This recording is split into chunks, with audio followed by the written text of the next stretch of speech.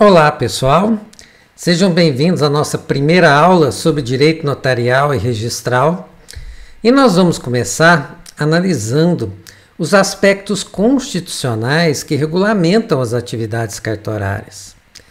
Quando nós falamos que a Lei 8.935 de 94 é a principal lei a regulamentar os cartórios, o funcionamento, as atividades cartorárias, nós temos que lembrar que essa lei surgiu para regulamentar o artigo 236 da Constituição Federal.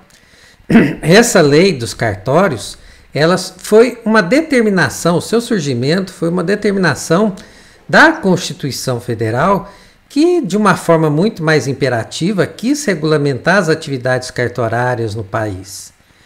E essa lei já sofreu alterações, não só por uma recente lei, a Lei 14.382, mas ela constantemente é alterada por atos normativos do CNJ.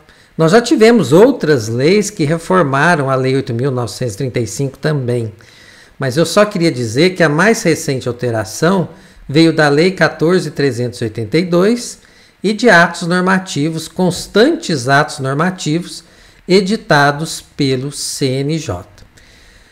Indo lá para a Constituição, a gente vê que no artigo 236 está descrito que os serviços notariais e de registro, reparem, a Constituição não fala em cartório, é porque cartório não é pessoa jurídica, nós vamos explicar isso mais para frente para vocês.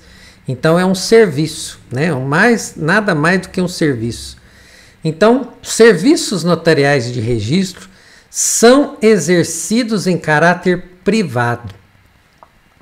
O que a Constituição quer dizer quando fala que esses serviços são exercidos em caráter privado? Primeira coisa, notários e registradores e os prepostos. Notários e registradores são os chefes dos cartórios.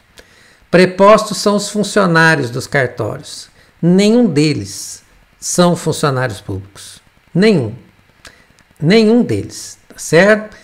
Em raríssimas situações, como às vezes em matéria criminal, eles são tratados como funcionários públicos, mas a eles nada se aplica dos funcionarismo público, não tem aposentadoria compulsória, não são remunerados pelo Estado, nada disso.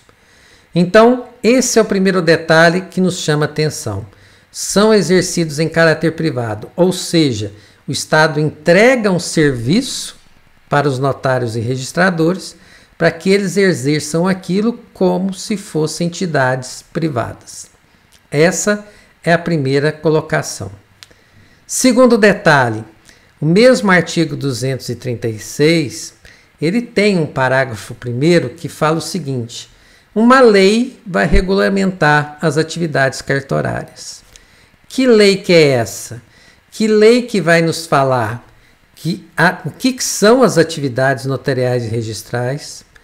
Uma lei vai nos falar qual que é a responsabilidade civil dos cartorários. Se eles causarem um dano a alguém, quem que vai reparar? É o titular do cartório, é o Estado, os dois juntos. A responsabilidade criminal dos notários e registradores, como é que funciona? Como que se dá a fiscalização que é feita pelos cartórios e quem faz essa fiscalização é o Poder Judiciário? Que lei que é essa que vai regulamentar tudo isso? É a nossa Lei 8.935 de 94. E que nós dedicaremos, o estudo nessas nossas semanas. Então, a Lei 8.935, ela tem todos esses objetivos aqui. Regulamentar as atividades, descrever sobre a responsabilidade civil e penal e ainda esclarecer como que se dará a fiscalização sobre esses serviços cartorários. Outro detalhe, uma segunda lei vai estabelecer os emolumentos. O que são os emolumentos? É aquilo que a gente paga pelo serviço cartorário. Quando a gente vai lá reconhecer uma firma, tirar uma certidão, registrar uma escritura, nós não pagamos o serviço cartorário, aquilo é chamado de emolumentos. Existe uma lei específica sobre os emolumentos que determina regras básicas, gerais, para o cálculo dos emolumentos pelos estados. É a Lei 10.169 do ano de 2000. É outra lei importantíssima para quem vai trabalhar com cartórios, quem vai prestar concurso. Uma coisa só adiantando, o STJ já esclareceu que esses emolumentos têm natureza jurídica de taxa, como se fosse um serviço público, né? Você paga e recebe um serviço. E olha só, pessoal, aqui tem uns aspectos mais importantes. Não podem ser cobrados nem um centavo acima ou abaixo das tabelas que o Estado, né, o Poder Judiciário Estadual, delimita todos os anos.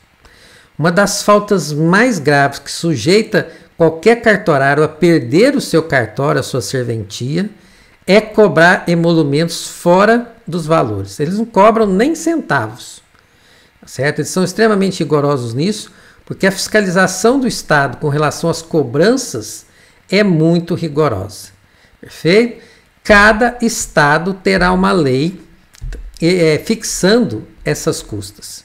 Cada Estado tem. Então, a lei federal ela traz a base, né, de como esses emolumentos devem ser criados, e cada lei cria o valor desses emolumentos. Nós podemos, pessoal, ter emolumentos diferentes entre os estados. Então, Minas Gerais pode ser mais barato do que São Paulo para alguns serviços, para outro pode ser mais caro, mas dentro do estado de Minas, todos os serviços têm o mesmo preço. Dentro do estado de São Paulo, todos os serviços têm o mesmo preço. Então, a variação é de estado para estado, porque é o Poder Judiciário Estadual que acaba fixando o valor desses emolumentos. Mas dentro do mesmo estado não existe variação, não tem concorrência de preço entre os cartórios, não. Tá certo? Também o artigo 236 tem um parágrafo 3º que cita que essa entrega dos cartórios para os particulares ela tem que ser feita através de concurso público. São os concursos de remoção e de provimento que nós teremos aula específica para explicar para vocês como funcionam esses concursos. Tá certo? Então, vamos deixar isso para outro momento aqui.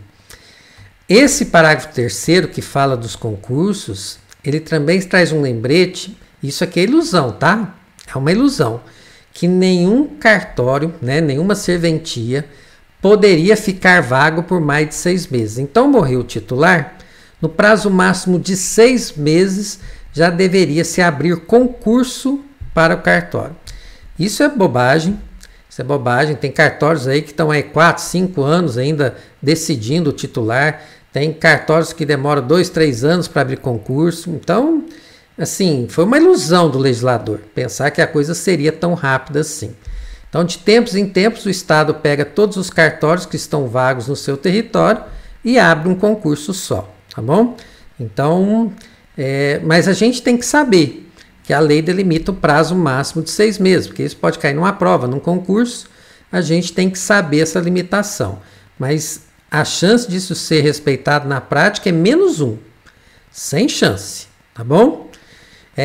Que eu falei, coloquei para vocês, é totalmente irreal esse prazo previsto pelo nosso legislador, certo?